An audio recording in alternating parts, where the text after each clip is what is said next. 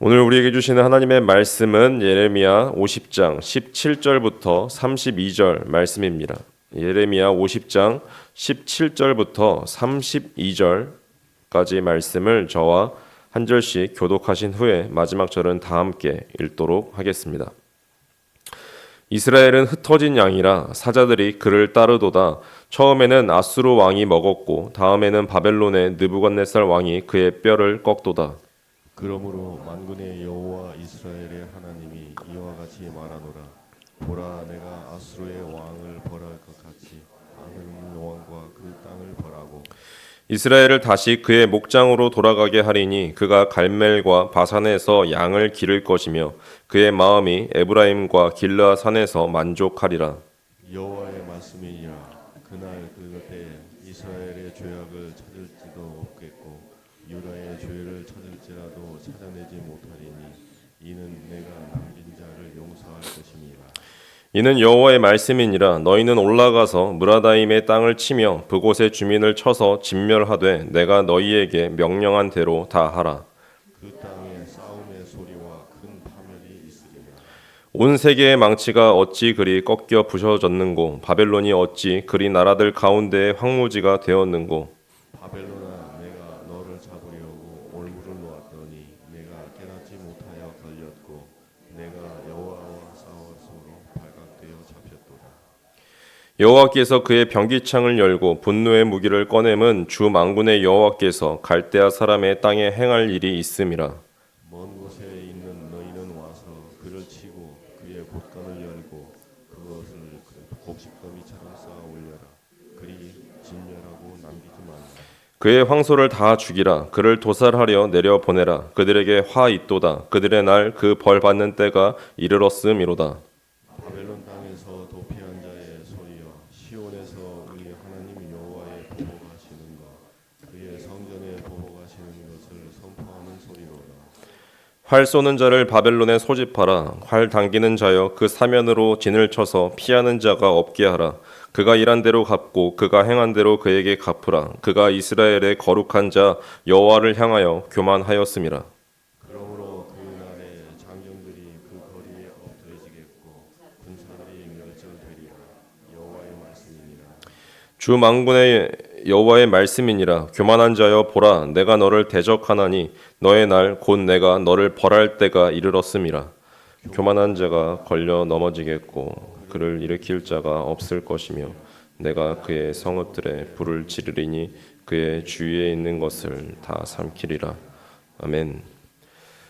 한 청년이 제게 찾아와서 이런 질문을 하였습니다. 이제 성경 통독을 열심히 하고 있다라고 하였는데 이제 지금 거의 막바지에 다르러서 이제 요한 1서 말씀을 읽고 있다라고 합니다. 이제 거의 요한 1서 5장을 보면 이 사망에 이르는 죄와 사망에 이르지 않는 죄에 대해서 나오는 본문이 있습니다. 이 둘은 어떤 차이가 있느냐라는 그런 질문을 저에게 하더라고요. 근데 저는 이제 뭐 청년들이나 뭐 청소년들이나 질문을 받으면 저는 바로 답변을 하지 않고 일단 이제 제 스스로 이제 공부를 한 후에 내용을 정리해서 몇 일 뒤에 이제 알려주는 이제 패턴을 가지고 있습니다. 이제 공부한 결과 이 요한일서의 이 정황상 이제 사망에 이르지 않는 그 죄는 이제 신자들이 믿는 사람들이 짓는 죄를 의미한다라고 하고요. 사망에 이르는 죄는 이제 교회를 떠난 이제 이단적인 이제 적대자들이 짓는 죄라고 본다고 하더라고요. 이제 사망에 이르는 죄는 이제 아시다시피 진리를 지속적으로 거부하고 성령님을 모독하고 또한 성령님을 회방하고 예수 그리스도의 그 속죄하심과 부활하심의 증거를 공개적으로 그리고 완강하게 부인하는 죄가 사망에 이르는 죄다라고 합니다. 명백하게 죄를 저지르면서도 회개하지 않고 하나님과의 그 교제를 이제 완강하게 거부하는 자들은 그 죄가 살아 움직여서 자신을 사망으로 끌고 가는 것을 막을 도리가 없습니다. 그런데 여기서 의문이 들었어요. 청년의 질문도 여기서 나오는 겁니다. 분명히 모든 불의는 죄이고 죄의 삭은 사망인데 사망에 이르지 않는 죄가 있다라는 것이 말이 될까라는 그 질문을 이제 한 것이었습니다. 앞서 이것은 아까 신자들, 믿는 사람들이 짓는 죄라고 하였습니다. 물론 이것은 죄를 정당화하는 것이 아니죠. 예수 그리스도를 믿음으로 인해서 나 자신이 죄인임을 고백하고 죄가 죄로 고백되고 속죄 제물이신 그 예수 그리스도의 피에 의해서 그 죄 사함을 입으면 그것은 사망에 이르지 않는 죄라고 해석할 수 있는 것입니다. 즉 예수 그리스도로 인해서 비록 죄라 하더라도 사망에 이르지 않는 경우가 생기는 것이죠. 오늘 본문에서도 나오는 겁니다. 하나님께서 그 이스라엘 백성들의 죄를 보지 않겠다, 내가 용서하겠다라고 하시는 그 말씀에 근거한 것입니다. 그래서 요한일서의 그 문맥상 사망에 이르지 않는 죄를 범하는 형제들을 위해서 간구하라라는 그 말씀이 나옵니다. 문맥적으로 판단하면 예수 그리스도를 믿고 있으며 하나님과의 그 교제를 거절하지 않는 그 형제들을 위해서 간구하라, 돌이킬 수 있도록 간구하라라는 그 말씀입니다. 회개하는 자에게 생명이 주어질 것이라 라는 그 사실을 말씀하고 있는 것이죠. 결국 성경이 말씀하는 바는 인간이 예수 그리스도를 인정하고 하나님과의 그 교제 안으로 들어오는 길 외에는 어떤 다른 해결책이나 구원이 없다라는 사실을 말씀하고 있습니다. 제가 서두에 이렇게 무거운 죄의 문제를 다룬 이유는 명확합니다. 오늘 본문에 등장하는 이 바벨론이 보여주는 모습이 바로 사망에 이르는 죄, 돌이킬 수 없는 그 교만의 극치를 보여주고 있기 때문에 그렇습니다. 어제 담임 목사님께서 설명해 주셨듯이 바벨론은 교만했습니다. 오늘 본문에서도 바벨론의 교만에 대해서 마지막 구절에 이야기합니다. 심판의 도구인 이 자기 역할, 이 바벨론은 심판의 도구인 그 자기 역할을 망각한 채 결국 자신이 주체가 되어서 멋대로 망치를 휘둘렀습니다. 자신이 마치 역사의 주관자인 듯 행세했던 것이죠. 그렇게 선을 넘은 결과 하나님의 긍휼이 없는 그 심판을 그가 심은 대로 거두게 됩니다.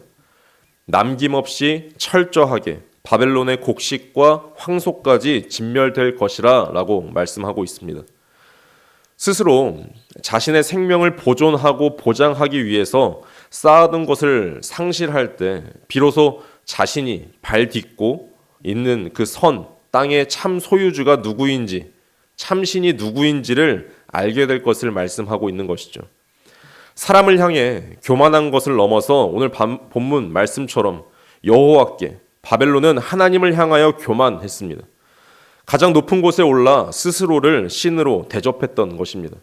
그냥 하나님을 그냥 이스라엘의 부족신이라고 치부했던 그 바벨론의 이 하나님은 안중에 없었던 것이죠. 그런데 흥미로운 것은 그렇게 우습게 여긴 그 하나님, 여호와 하나님께 심판을 받게 됩니다. 신을 죽이고 신이 되려 했던 이 죄성, 그것이 바벨론의 정체성이었습니다. 앞서 이야기한 사망에 이르는 죄를 그들이 저지르고 있던 것이죠. 인간은 언제든 이런 상태에 충분히 언제든 빠질 수 있다라고 생각합니다.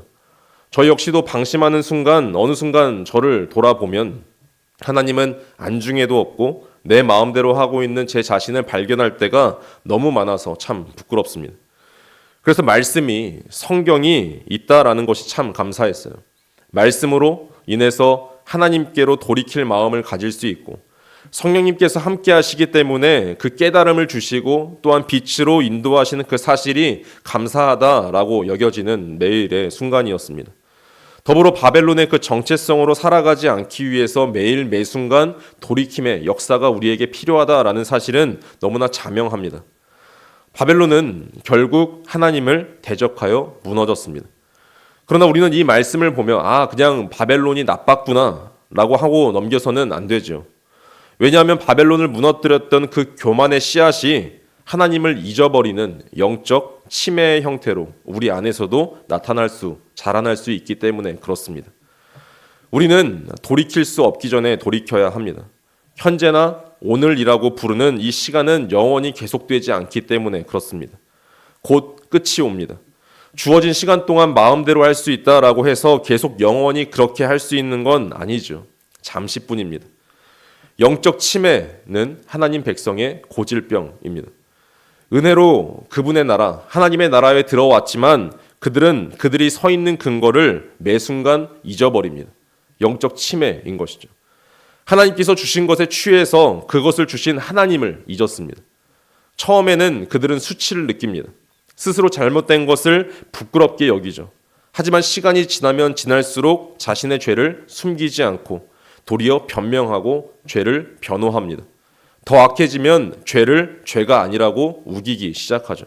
선을 악이라고 몰아세웁니다. 여기서 그치지 않고 악을 영구적으로 존속하기 위해서 선을 죽이려 듭니다. 죄인이 의인을 죽이지. 거짓이 진리를 없애려 하고 어둠이 빛을 삼키려 합니다. 하지만 하나님의 음성을 듣고도 그것을 무시하며 듣지 않고 그렇다고 해서 하나님이 아무런 조치도 취하지 않고 수수방관 하시는 것 같은 그런 상황 앞에서 제 소견에 옳은 대로 살 수 있는 것도 잠시뿐입니다. 끝이 없는 시작이 없듯이 심판이 없는 특권도 없습니다. 사람이 심판을 피하지 못하는 이유는 죄 때문이 아니라 그 죄에서 돌이키지 못하기 때문에 그렇습니다. 내가 말씀을 지키면 말씀이 나를 지켜줍니다. 그러나 내가 말씀을 버리면 그 말씀이 나를 심판합니다. 죄는 이렇게 무섭게 자라나 우리를 삼키려 하고 말씀의 심판은 엄중해요. 우리의 힘으로는 이 죄의 굴레를 벗어날 길이 없죠. 그렇기에 우리가 취할 수 있는 유일한 태도는 절망적인 죄인인 우리가 붙들어야 할 단 하나의 그 소망은 바로 하나님의 긍휼하심입니다. 그렇기에 우리가 고백해야 할 한 가지 고백은 단 한 가지예요. 불쌍히 여기소서. 주여 나를 불쌍히 여기소서. 이보다 아름다운 기도는 없습니다. 이보다 마땅한 기도도 없습니다. 하나님의 긍휼을 기대하는 그 마음, 하나님의 긍휼 위에는 나 자신을 구원할 다른 아무것도 없다라고 말하는 그 가난하고 절박한 자기 인식이 우리에게 필요합니다. 나 자신의 어두움과 보지 못함을 절절히 깨닫는 마음, 거기에 구원받는 마음이 깃듭니다. 거기에 빛이 스며들고 그 빛 가운데 새로운 세계를 보게 되죠. 우리 앞을 막아서는 것이 불행만은 아니라는 것은 너무나 잘 아실 것입니다. 하나님과 우리를 막아서는 것은 종종 축복일 수도 있어요. 바리새인들 상상해 보십시오. 얼마나 복된 지위를 누렸는지. 서기관들과 대제사장들 상상해 보십시오. 그야말로 성공한 사람들이었습니다. 그러나 그 복과 성공 때문에 그들은 스스로 어둠 속에 갇혔습니다. 하나님께 자신을 불쌍히 여겨달라고 구걸할 이유가 전혀 없었기 때문입니다. 하나님의 나라는 뜻밖의 장소에 있습니다. 낭패 속에 찾아오고 버려진 사람들 속에 실패한 처지 가운데에서도 분명하게 깃듭니다. 하나님이 오르시고 내가 틀렸다고 말할 수 있을 때 빛은 들어오기 시작합니다. 자신이 하나님 앞에서 틀렸을 수 있다고 인정하며 열려 있을 때 그 사람은 빛 가운데 머물 수 있습니다. 주여 불쌍히 여기소서. 하나님의 긍휼은 낮은 곳으로 흐릅니다. 오늘 낮은 곳으로 낮게 날아가기를 정말 소망하며 살아가시는 저와 여러분 다 되시기를 주님의 이름으로 간절히 축원합니다. 기도하시겠습니다. 만군의 여호와 하나님, 역사의 주관자가 되시며 흩어진 양떼를 다시 모으시는 주님의 은혜를 찬양합니다. 오늘 말씀을 통해 심판의 도구였음에도 스스로 주인 행세를 했던 바벨론의 교만을 봅니다. 주님, 혹여나 우리의 모습 속에 하나님을 잊고 내가 내 인생의 주인인 양 살아가는 영적 치매가 있지는 않은지 두렵고 떨리는 마음으로 돌아봅니다. 주님께서 베푸시는 것들에 취하여 정작 그것을 주신 하나님을 잊어버리는 어리석음을 범하지 않게 하옵소서. 죄를 죄가 아니라고 우기거나 합리화하지 않게 하시고 주의 말씀이 나를 심판하기 전에 내가 먼저 말씀 앞에 엎드리는 지혜를 허락하여 주시옵소서. 무엇보다 간구하옵기는 우리에게 주님 나를 불쌍히 여기소서 하는 그는 고백할 수 있는 가난한 마음을 주시기를 간절히 원합니다.